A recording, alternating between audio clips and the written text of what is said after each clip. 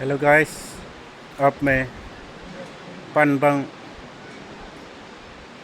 Bhutan पानबंग town का eco laws में है। आप लोग देख रहा है पीछे का हिस्सा पूरा मानस रिवर है और पहाड़ भी है, हिमालय पहाड़।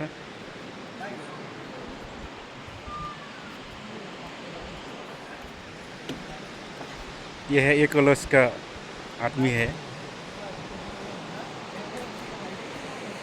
आप लोग देख रहा है।